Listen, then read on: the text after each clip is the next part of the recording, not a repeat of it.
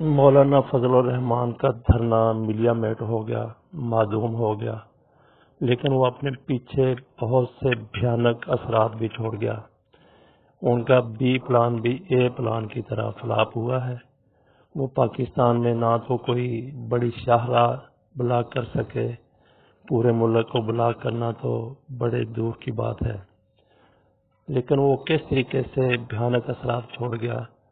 عمران خان نے چودھری برادران کے اوپر اعتماد کرتے ہوئے ان کو بھی نہ صرف مذاکراتی ٹیم میں شامل کیا پرویز الہی کو، بلکہ ان کو الگ سے بھی مولانا فضل الرحمان کے ساتھ مذاکرات کرنے کا اختیار دے دیا۔ تو ان دنوں یہ خبریں تواتر کے ساتھ آ رہی تھی کہ چودھری برادران اپنے معاملات درست کر رہے ہیں، اور ان کی نہ صرف مولانا فضل الرحمان سے ملاقاتیں ہو رہی ہیں بلکہ کہیں اور بھی ان کی بات چیت ہو رہی ہے۔ یہ بھی کہا جاتا تھا کہ ایک بظاہر مذاکرات مولانا فضل الرحمان کے ساتھ ہو رہے ہیں اور دوسرے مذاکرات کہیں اور بھی ہو رہے ہیں۔ تو یہ بھی کہا گیا کہ پرویز الہی اپنی راہ پنجاب میں حکومت سازی کے لیے ہموار کر رہے ہیں، تو مولانا فضل الرحمان اسی حوالے سے ان کو شاید گائیڈ لائن دے رہے ہیں، یا دونوں مل کے ایسی کوئی منصوبہ بندی کر رہے ہیں۔ پنجاب میں اگر حکومت پر کوئی اثر پڑتا ہے تو یقیناً اس کے اثرات مرکزی حکومت پر بھی ہوں گے۔ تو اس حوالے سے ان چیزوں کو کچھ لوگوں نے سچ مانا، کچھ لوگوں نے مسترد کر دیا، کچھ لوگوں نے اس کو بالکل افواہیں قرار دیا۔ لیکن اب کچھ شواہد ایسے سامنے آ رہے ہیں کہ واقعی پس سے پردہ کچھ ہوا تھا دھرنے کے دوران، مولانا فضل الرحمان کے ساتھ مذاکرات کے دوران۔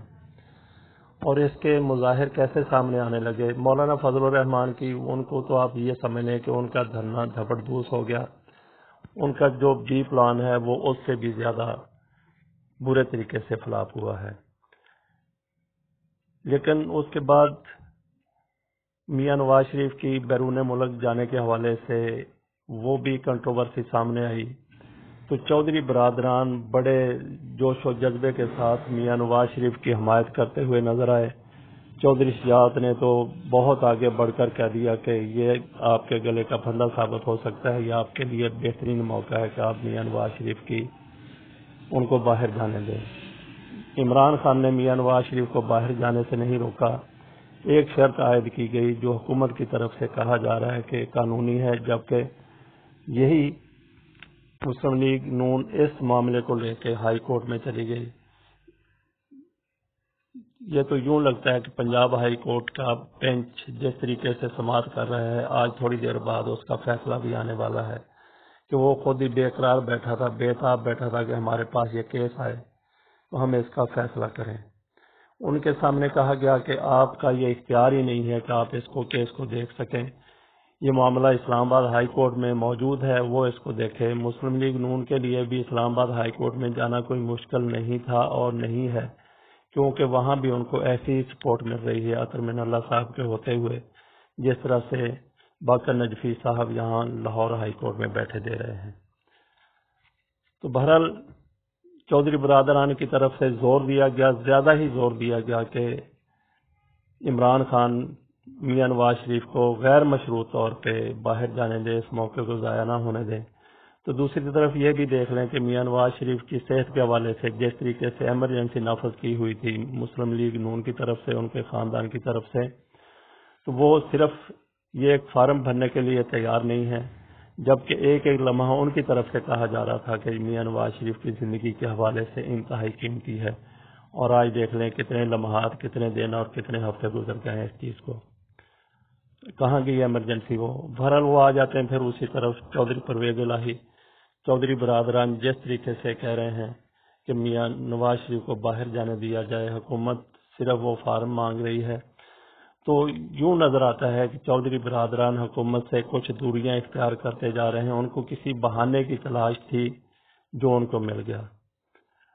تو آگے جا کے کیا ہو سکتا ہے؟ آگے جا کے پنجاب حکومت میں عدم اعتماد کی تحریک آ سکتی ہے، مسلم لیگ نون کی یہ لوگ حمایت کریں گے، وہ تو پہلے ہی کسی حمایت کی تلاش میں ہیں، وہ بھی ان کے ساتھ شامل ہوں گے، اور پنجاب حکومت واقعی اس کا دھڑم تختہ ہو سکتا ہے اس کا دھڑن تختہ ہوا تو اس کے اثرات یقیناً مرکزی حکومت پر بھی پڑیں گے. لیکن یہ جتنا کہنا آسان ہے، جیسا کہ کچھ تجزیہ کار بھی کہہ رہے ہیں، اور وہ اتنا ہونا آسان نہیں ہے. جتنا کہنا آسان ہے اتنا ہی یہ مشکل بھی ہو سکتا ہے. وہ آپ دیکھ لیں کہ جب تک فوج اور حکومت ایک پیج کے اوپر ہے، ایسی کوئی کوشش کامیاب ہوتی نظر نہیں آ رہی جس کے لیے سارا کچھ ہو رہا ہے.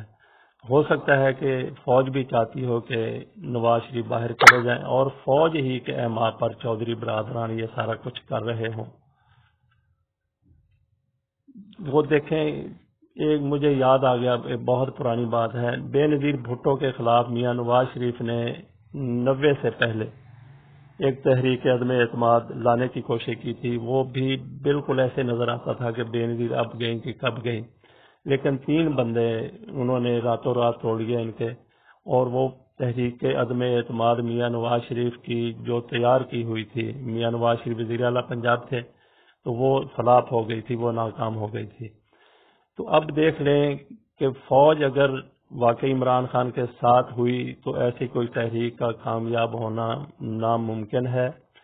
اگر فوج ساتھ نہ ہوئی عمران خان کے، اس نے غیر جانبدار رہ کر اپنا کردار ادا کیا، تو ان لوگوں کے ساتھ جو عثمان بزدار کے خلاف تحریک عدم اعتماد لائیں گے، اس کا وہی حال ہوگا جو بے نظیر بھٹو کے خلاف میاں نواز شریف کی لائی گئی تحریک کا ہوا تھا. تو دیکھتے ہیں آگے چل کے کیا ہوتا ہے. تو مجھے تو یہ نظر آ رہا ہے کہ یہ سارا کچھ اگر ہو بھی گیا عثمان بزدار کے خلاف، مرکزی حکومت کے خلاف، کیونکہ پس پردہ اگر کچھ ہو سکتا ہے شاید ہو بھی رہا ہو، کیونکہ ایم کیو ایم نے بھی وہی بات کی ہے جو چودھری برادران کر رہے ہیں. تو حکومت کے ساتھ اگر ابھی ساتھ کھڑے ہوئے ہیں تو وہ جی ڈی اے ہے. سندھ میں جو گرینڈ الائنس ہے اپوزیشن کا، وہ اس کے ساتھ ہے، اور اختر مینگل اس کے ساتھ ہے. اختر مینگل پہلے ہی حکومت سے فاصلہ پیدا کر چکے ہیں. تو اصل میں اگر چودھری برادران بھی حکومت کے خلاف چلے جاتے ہیں، ایم کیو ایم بھی خلاف چلی جاتی ہے، تو جی ڈی اے جو ہے وہی رہ جاتی ہے حکومت کے ساتھ. اگر یہ لوگ اصولوں کو قربان کر دیتے ہیں، جیسا کہا جاتا ہے کہ سیاست کے دل میں، سیاست سینے میں دل نہیں پتھر ہوتا ہے، دل کی جگہ پتھر ہوتا ہے. اور پھر یہ بھی کہا جاتا ہے کہ سیاست میں کچھ حرف آخر نہیں ہوتا. ایسا کچھ ہوا، یہ سارے اتحادی عمران خان کا ساتھ چھوڑ گئے، تو بھی آپ سمجھ لیجئے کہ ایسی کوئی تحریک عدم اعتماد کامیاب ہونا کوئی آسان نہیں ہوگا، کیونکہ حکومت کے پاس بہت سے راستے ہوتے ہیں.